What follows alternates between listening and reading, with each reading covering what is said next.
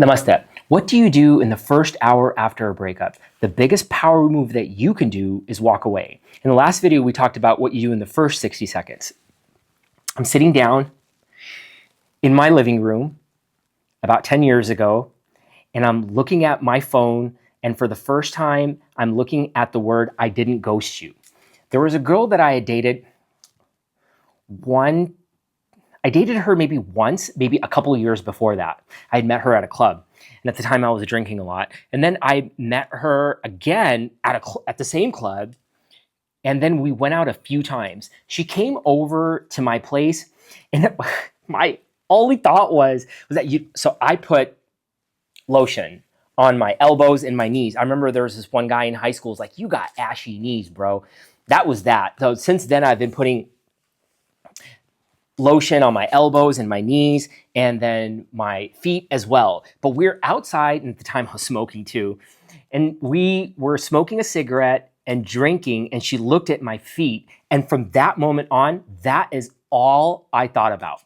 And what happened was throughout the next few days, I was resenting so much, and in the first 60 minutes of that breakup, because I mean, why would you say that? I mean, it was a nice way of saying that we're done, right? She said, it's not like I'm ghosting you. I'm thinking, did she ghost me because, because I have, it's because my feet were dry? I mean, it sounds funny now, but this is just one simple thought, okay? But these thoughts are so pervasive, so invasive, so self-deprecating, so self-loathing, and I still remember it. And I'm not even sure if that was the reason. There could have been multiple reasons. I mean, at the time we were both just getting like wasted. I don't even know if I ever saw her in the daytime. You know what I mean? So what happens is that during that time, after that 60 minutes after that breakup, what did I do? Match, Hinge, Bumble, path of least resistance, drinking, eating bad, hating myself, calling somebody, blaming her, not being the best version of myself, not knowing what I want in life, scared that nobody else will be with me because she was really good looking. And then I'm not sticking to my core values. I don't believe in myself. I don't accept myself. I'm not good to myself. I don't empathize with myself. Why is that? Because I don't want to be alone.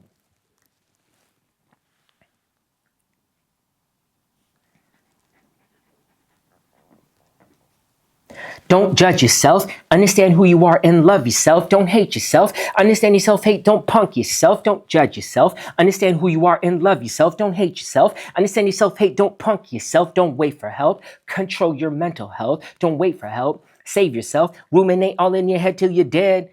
Ruminate, head will explode in your bed. Mindfulness and self-awareness is about opening up to the good, bad, neutral. You may think that is ridiculous or unusual. Well, let me tell you something that's truthful. You are who you are. Understand that, or you'll be not useful. To be honest, I don't even remember that last bar. I just made it rhyme because the songs were so long back. I did them so long ago, maybe like 3 years ago. What am I saying here? And interestingly, I say control your mental health. And now I'm not about that game anymore. I want to accept my mindful faculties. That means that mental health, I feel, is some big problem. I think that it's some big problem when I say I got to control my mental health. But look, who am I? What authority do I have? Well, I'm Dhruva MD, a practicing board-certified family doctor. I've been sober from alcohol and drugs. Sure, yes, I have been going to therapy for several years, cognitive behavioral therapy, dialectical behavioral, eye movement desensitization. I've developed a process that's helped me, proprietary. I have a registered trademark on Mind Hygiene, where you aces your life with Mind Hygiene. Write it down, accept your awareness, communicate your compassion, embrace your empathy, and soften the process.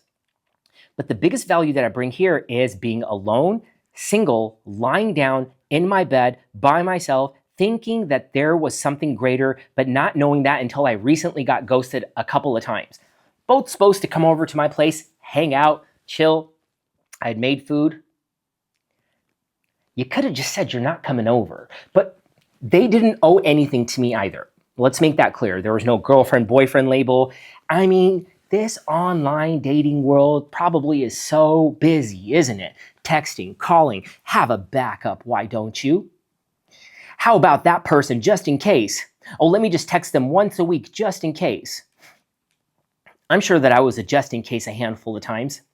Yeah, that guy, he's a doctor. We'll just keep him around just in case this doesn't work out. But why would you want to be with me? Because I think that I'm stupid at the time. So instead of me thinking that I'm stupid, I'm dumb, I became single. And what happened was when I got ghosted by default, I guess you can say, I don't know how you'd put that. What are you going to say when they said that they're going to come over? You could have just said you're not going to come over.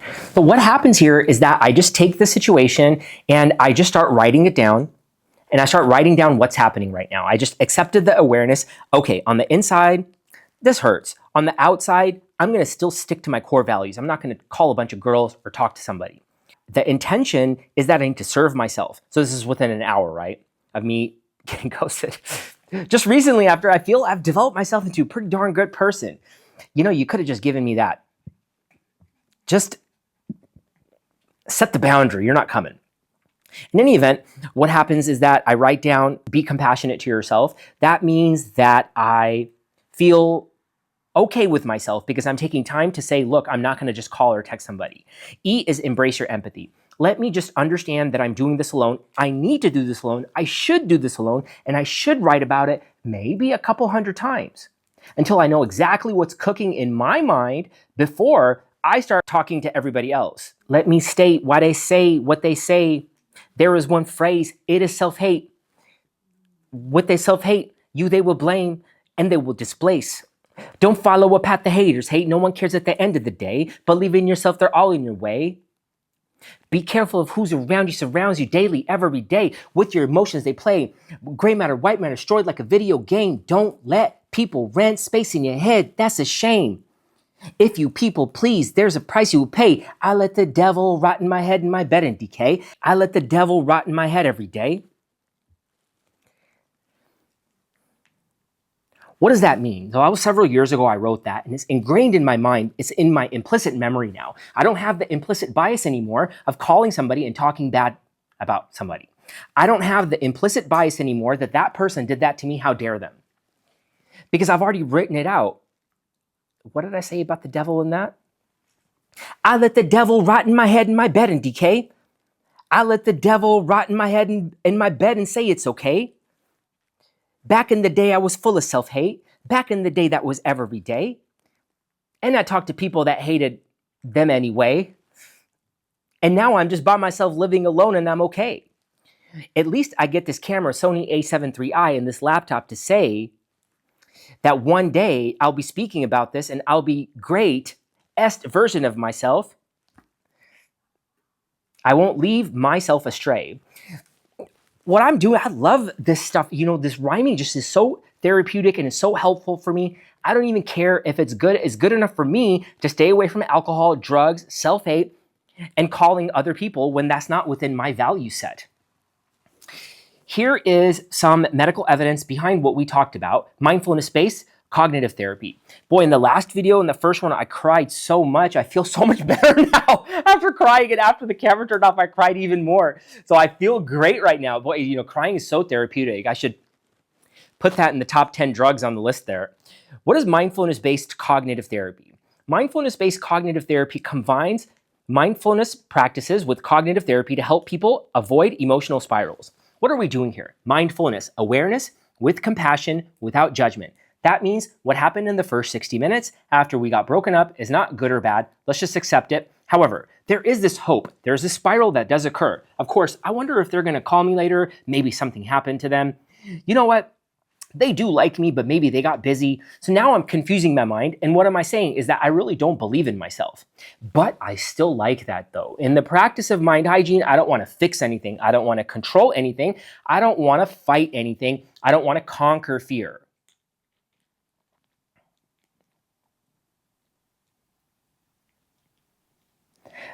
First name is fear, clearly. Last name sets in. Cannot see traumatic stress. Will not see how I let go. Beneath me, labor nurse and doctor's hope. They in my face with stethoscope. Future is clear, they ride on boards. And ICU transfer for short.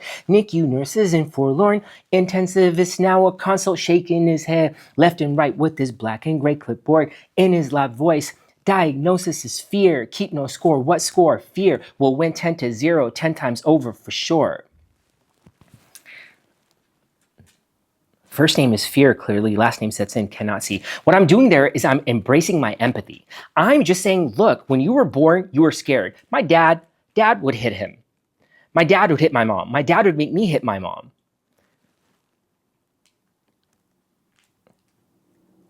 With that said, what I'm saying is that I grew up in this. I grew up in confusion. I grew up in disruption. I grew up in narcissism. I grew up in fear. I grew up in poverty. I grew up in hatred. But we're just embracing our empathy. Remember, this is not good or bad.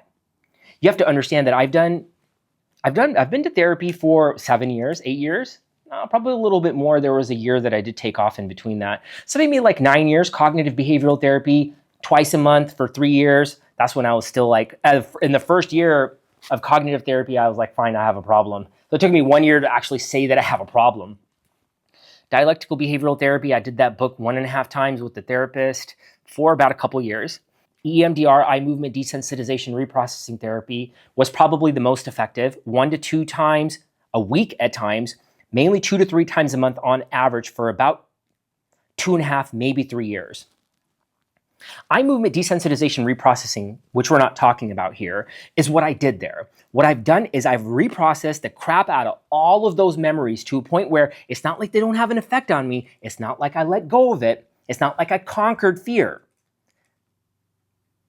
I just understand it for what it is. It's just what happened. It's an experience. How am I going to inspire from it? And then maybe I can help somebody else. I mean, I had all of this in my implicit mind.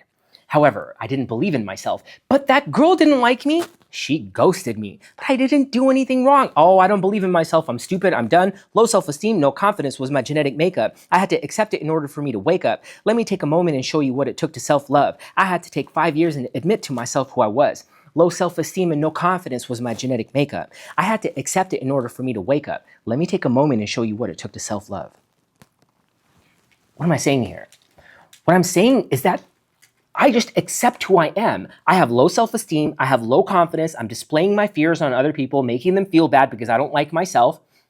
I don't understand it well enough, but then maybe my dad didn't understand it. So now I've understood myself empathetically. You see, there's nothing to do with that though. We're just understanding it. We're reducing the hit on it. We're not taking a drug. We're not taking a medication. Sure, I'm a board certified practicing family doctor, but my prescription to you is self-belief. Write in yourself, validate yourself. Don't worry about anybody else and do it all when nobody's watching you. And then you will win over and over and over again. The biggest power move is to walk away and understand why you did it though. So this understanding took me several years as to why I walked away this time and didn't go back online. Let's go back to mindfulness-based cognitive therapy. Mindfulness-based cognitive therapy teaches you to observe your thoughts without believing or reacting to them. In breakup recovery, mindfulness-based cognitive therapy, which Mind Hygiene heavily draws from, lets you sit with the distress without impulsively reacting, notice painful thoughts without fueling them, and build space between feeling and action. Well, let's put this into the concept of mind hygiene and how I've put my own spin on it. And that's what you should do too. You should take all of these things that we talked about. You should find all the people that are looking for solutions and come up with your own mind hygiene and then inspire us. Sit with distress without impulsively reacting. I don't like the idea of distress. Let me just sit with my thoughts and accept them instead. I feel like I'm rapping again. Let's see if I can do it. Sit with my thoughts, not distress. Let me love them instead. Notice painful thoughts without fueling and let them rent space inside my head. Instead of tolerating distress, how about I just go to sleep after writing in my bed? And then I won't wake up with my mind equity not clogged up and I won't be dead inside of my mind. I had to make that rhyme. Okay, fine. Just the last time. I won't say anything more. Fine. What you're doing here is you're creating, actually, this is rational emotive behavioral therapy. You're taking things that you consider a problem and you're rationalizing. Is it bad? You're rationalizing them. Is it bad to feel bad, or is it bad to talk to somebody else and create a disservice to them? I got ghosted right now. I didn't do anything wrong. I even wrote it down. I understood that I didn't do anything to affect the situation. What this person did was nothing. They didn't do anything wrong because they don't owe me jack. all right? But what I'm gonna do is intentionally, mindlessly go and do a disservice to somebody else. I'm just gonna go on another date and hope I find them. Imagine this Rolodex that people have just of going on dates and having them in the back of their mind, saying that they can go out with them again just in case. That sucks for people. That sucks for everybody. I can only inspire people as to what I'm doing behind the scenes when nobody's watching, and that's who I am. I'm the inspirationalist. I'm the person that takes action, because that is the biggest level of confidence that you can ever have.